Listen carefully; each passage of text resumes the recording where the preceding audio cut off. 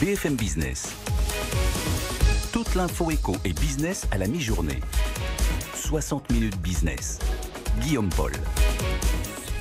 Midi 20, on se retrouve, 60 minutes business sur BFM Business. Alors les foncières sont-elles les victimes? Mais des guillemets à tout ça, mais on pose la question quand même des annonces de Jean Castex, puisque vous l'avez entendu.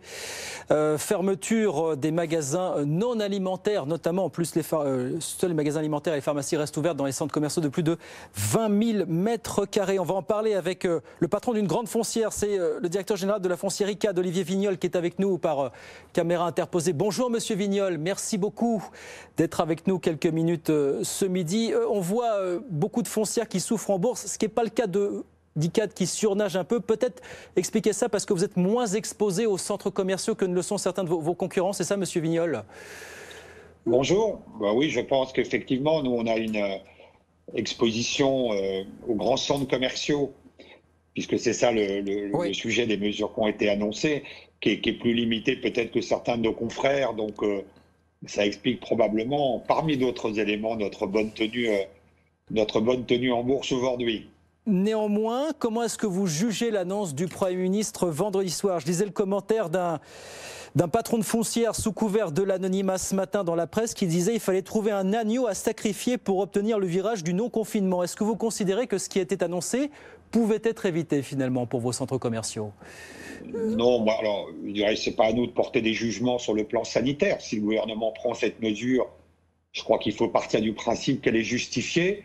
Moi, ce que j'ai trouvé, entre guillemets, positif dans les annonces, pas tant du Premier ministre d'ailleurs que de son ministre de l'économie le lendemain et de M. Dussopt ce matin, c'est que le gouvernement a quelque part acté un principe.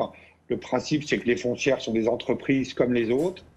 Et quand on leur prive de leur chiffre d'affaires en fermant les centres, il faut les aider aussi.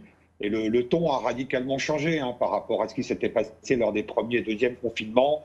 On n'est plus là à dire simplement il faut que les foncières abandonnent les loyers, mais oui. Le gouvernement a acté, maintenant il va falloir définir les modalités, mais a acté le principe d'aider soit les commerçants à payer leur loyer, oui, soit à aider directement les foncières. Les modalités seront connues dans les jours qui viennent. Les modalités seront connues, mais vous, qu'est-ce que vous réclamez? Quel est le scénario que vous privilégiez justement pour obtenir ce soutien du gouvernement d'une façon ou d'une autre? Ce que les foncières réclamaient d'abord, c'est de dire on est des entreprises comme les autres, on a des clients, on a des salariés, on fait beaucoup d'investissements, et quand on est impacté comme les autres par la crise, et dans certains segments comme le commerce, peut-être même plus que pas mal d'autres entreprises, on doit être aidé comme les autres entreprises.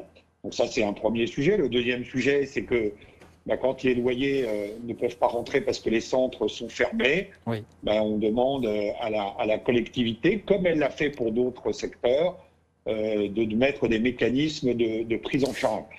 C'est ça que demande le secteur des foncières. Donc on demande ni plus ni moins que d'être traité comme d'autres secteurs économiques qui sont très impactés par la crise. Est-ce que vous considérez que vous êtes allé au bout du bout s'agissant de ce que vous pouviez faire pour soulager sur le plan des loyers, notamment les commerces qui habitent aujourd'hui, qui sont regroupés dans vos centres commerciaux? Oui, les foncières dans les premiers et deux confinements ont abandonné, mais plusieurs dizaines, et quand je dis plusieurs dizaines, c'est plusieurs centaines de millions d'euros de loyer, ont trouvé des accords avec la quasi-totalité de leurs exploitants. Donc je crois que tout le monde avait fait beaucoup d'efforts. Simplement, nous tombe dessus, c'est pas un troisième confinement, mais oui, cette mesure qui impacte à nouveau. Et il arrive un moment où c'est plus une question de volonté, c'est une question de capacité à faire des efforts. Et là, le message au gouvernement, c'est ne nous demandez plus d'efforts, on ne sait plus faire. Donc aidez-nous comme les autres entreprises du tourisme, de l'hôtellerie, de l'aéronautique qui sont impactées.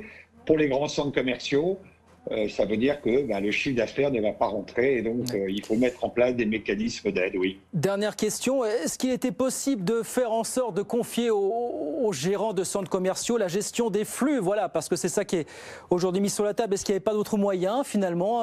Accentuer la jauge aussi dans les magasins qui sont regroupés dans vos centres commerciaux. Est-ce qu'il y avait moyen d'éviter ce qui est une mesure de confinement à part entière finalement pour vous? Oui, c'est apparent, mais les gérants des centres commerciaux ont été, je crois, extrêmement disciplinés avec les enseignes. Voilà, alors on a montré, il y a eu quelques photos très médiatiques. Voilà, oui, le rallye, évidemment, on va les citer, mais bon, Je ne sais pas si d'une photo, on pouvait tirer des cas d'espèce, mais moi, je peux vous dire, je parle aussi pour notre foncière, avec le centre commercial que l'on a, oui, on a pris en place les dispositions pour faire respecter les jauges.